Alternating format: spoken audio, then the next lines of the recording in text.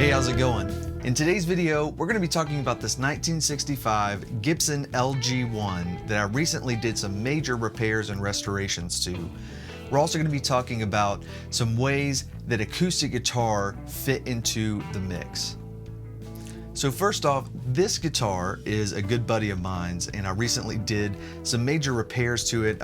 We replaced the bridge. These had these plastic bridges that are kind of awful and usually fall apart and cave in, and so we put a new bridge on it, and I also did a full refret, replaced the nut, cut a new nut for it, and so it's kind of getting a new life. The next thing would be doing a major neck reset and totally changing everything there, but this was able to make it with just a refret and a re-bridge, really. So I'm using this guitar today, but it is one of my favorite Gibson acoustic guitars. It's actually one of my favorite acoustic guitars ever, and there's a few reasons for that, and that's why we're going to kind of talk about the different ways that acoustic guitar can sit into the mix, and so we'll get to why I think this body size is really ideal.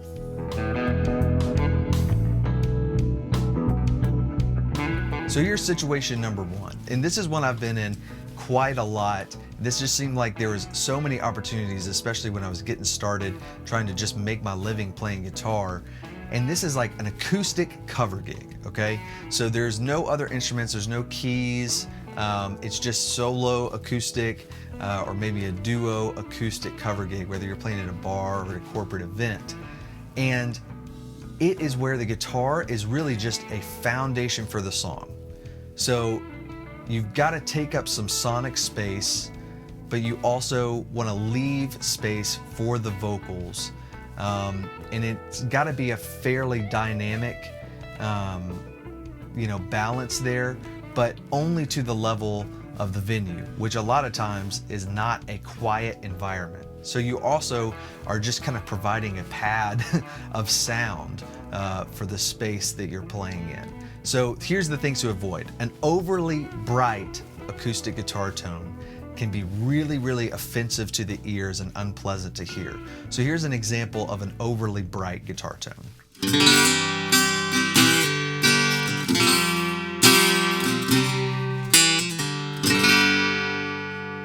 This is really important with piezo pickups, which is really what most of us are using 99% of the time in this environment, okay? And it is a really sterile pickup. Any transducer is going to be fairly sterile, and so those bright frequencies are so strong that it just is so offensive. And the other thing that you want to avoid is a overly scooped acoustic guitar tone, because it's going to be very, very thin. So here's an example of a super thin, overly scooped guitar tone.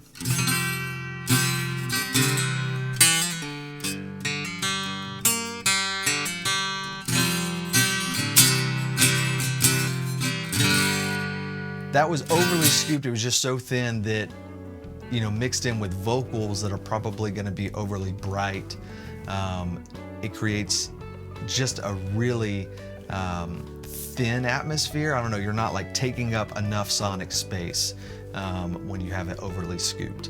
The other thing that you want to make sure that you have enough of is a percussive transient.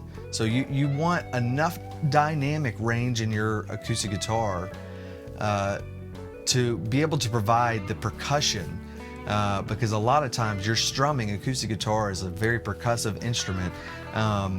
You want to make sure you have enough transient response to be able to really dig in.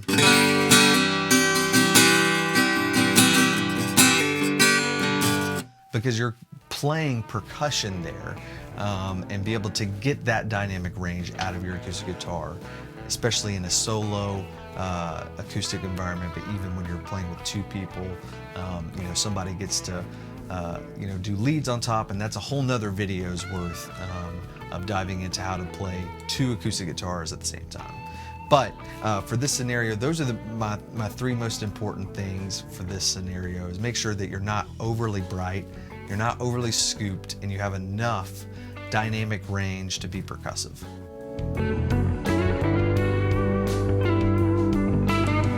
So here's the second scenario. You're recording acoustic guitar in the mix of a full band. This is something that I had to really learn how to play acoustic guitar when you're recording, especially in the mix of like a country, rock, or pop song. It's very different than when you're playing live, because I think playing live, you, or at least I, really lean into the dynamic, range of the acoustic guitar, and especially with my strumming patterns. I'll be really dynamic with that. Whereas when you're recording in the mix, you've got to be really consistent, because the acoustic guitar is providing massive percussion influence, way more than the notes that you're playing. I'm not saying you can be bad or like play the wrong notes and record, acoustic guitar in a mix, but it becomes mostly a rhythmic instrument that you just have like droning melodic notes in the background of this rhythmic instrument. I don't know, it's kind of like just a really different approach than when you're playing dynamically live. So you want to be able to play really consistently. Instead of adding a groove to my right hand, I'm going to play it really straight recording.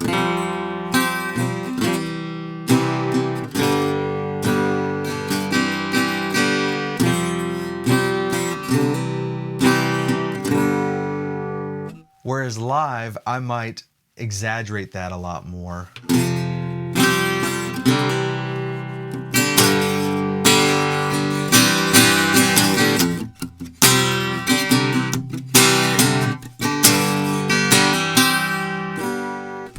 And that doesn't really work, because you're adding too much like rhythmic expressiveness and influence, and that's just not your role as the acoustic guitar in most pop and country, especially country and rock songs. That's just not your role. And so to be able to play really straight and kind of sterile is actually what works for the song and what works for the mix. So I think really the most important thing is finding a good acoustic guitar that's going to sit in the right frequency range to match the song. So to be pretty percussive and to have some droniness. And for recording acoustic guitar, I think basically it's up to you on what kind of guitar you bring. And so thinking about where you want to be in the mix, especially if that's something that's even your decision, being able to think about that. And I think that Gibson LG1 and LG2 actually have a really beautiful mid-range that fits in a mix so nicely, that's not taking up too much space, and it's not so scooped that it's adding hollowness to a track. But it just fits right in the mix really well, in my opinion. The Gibson LG1 and LG2 have a little bit of a bigger and a rounder sound than like an OM or a triple O, but they aren't as boomy as a dreadnought, and they just kind of fit a little bit sweeter spot in the mid-range, to my ears at least.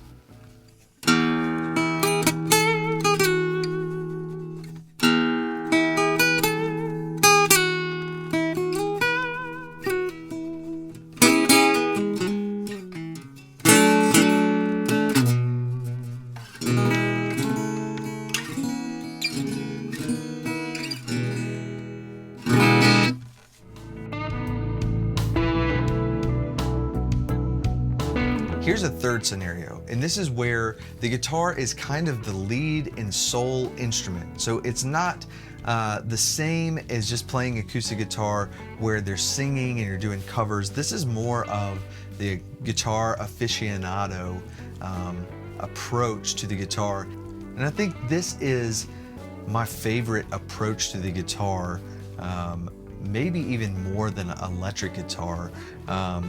But I haven't spent as much time with it, as I wish I had, and just the way that my career has panned out. But I've loved the Tommy Emmanuel's, the Dual Dykes. Dual Dykes is one of my all-time biggest influences, and this is where I mean, playing with a thumb pick isn't necessarily exactly what I'm talking about, but a lot of my favorite players are thumb pick players, and I played with a thumb pick early on almost solely, a lot more than I used a regular pick for a long time. And then in college, I kind of switched to start using a regular pick, but it was really uncomfortable and unfamiliar to me at that time.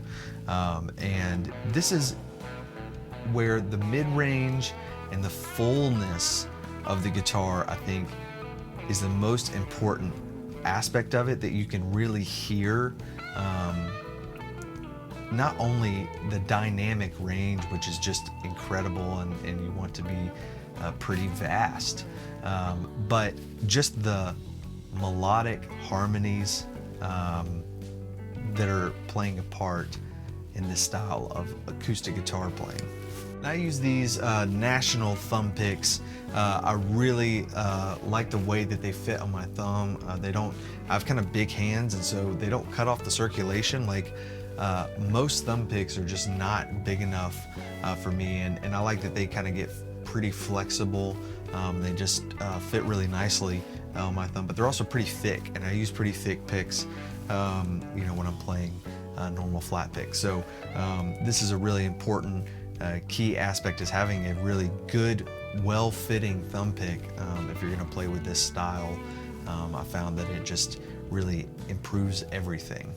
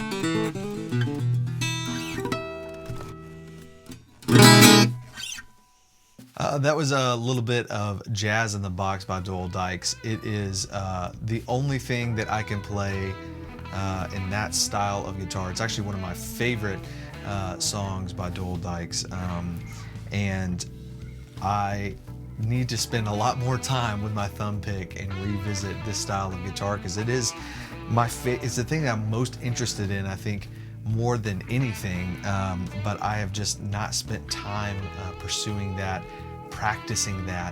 And so you know, I think that that's going to be one of my goals for this year, is to revisit this and spend some serious time back with the thumb pick and playing fingerstyle. And here's the last scenario. I think this is something that I know I've been guilty of at different times in my life when I have been just playing electric guitar, doing you know, a lot of session work. It was a lot of electric guitar, not as much acoustic guitar, and I found myself every time I picked up acoustic guitar, it was for like a specific gig or a, you know, a corporate event, a private event or something, and then I was kind of uncomfortable with the acoustic guitar, and it was just because I didn't build it into my practice routine. If it wasn't a need, you know, currently on where my career was going and just how things panned out, if I wasn't getting paid to play acoustic guitar for something, I wouldn't ever pick it up. And so I think making it a habit to practice playing your acoustic guitar, because it is very, very, very much a different instrument, you know, than the electric guitar in so many ways, and especially depending on what your approach is, what the situation that you're playing acoustic guitar is going to be in. So build it in to your practice routine, even if the only time you play acoustic guitar is jamming with your buddies. you want to make sure that it's something that you feel comfortable playing. If you're practicing, you know, playing on 9s or 10s on your electric guitar, and then you go to acoustic guitar strings and they're a lot heavier, you're going to feel crazy uncomfortable attempting some of the things that you've been jamming on. So, you know, I think it's a really important thing to get comfortable with your acoustic guitar, build it into your practice routine. Overall, I think the Gibson LG1, the LG2 are both incredible guitars in any scenario. They're small enough to be really comfortable to just pick up and play. They sit in a really sweet spot in the mid-range for recording, and especially playing live, fitting into the mix, playing with other people, and getting really comfortable with a guitar. This one is comfortable enough that you're going to want to be able to play it, I think, and be tempted to play it a lot more, you know, rather than a Dreadnought. It's crazy, you know, it's only a small difference in size, but I think it matters in how often are you going to pick it up and play it. And so this one is a really good one, and now you know, has kind of gotten a extension on its life with a brand new bridge and a total refret. It's playing really comfortably, really happy with this repair, and I think this customer will be as well. Well, I hope you enjoyed today's video diving more into acoustic guitars. Let me know down in the comments below, what is the most comfortable acoustic guitar that you've played? For me, it's always the LG1 and LG2, like the 60s Gibsons. And restoring this guitar, and it's not mine, I don't have an LG1 or LG2. I want to go on the hunt for one because this is such a comfortable guitar to play, and I think it sits in such a sweet place in the mid-range that it's really versatile in that way. If this is the kind of content that you enjoy, please like and subscribe, share this new channel with others, and I appreciate all of the support. You know, we're going to keep diving into exploring new avenues, especially into practicing acoustic guitar, getting thumb pick routines going. That's what I'm going to do for myself, and hopefully today's video inspired you maybe to revisit your acoustic guitar as well. Till next time, I've been Colin.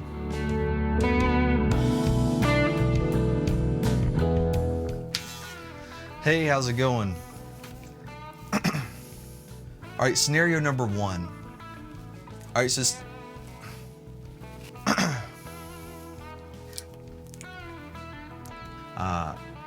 fit really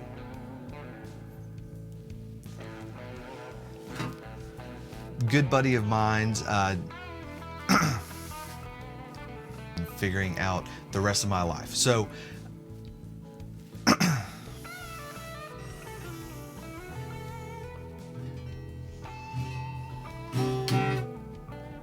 okay, here we go, last one. And this is where your bottom end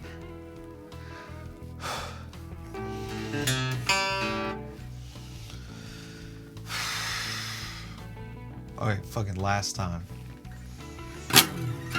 And this one is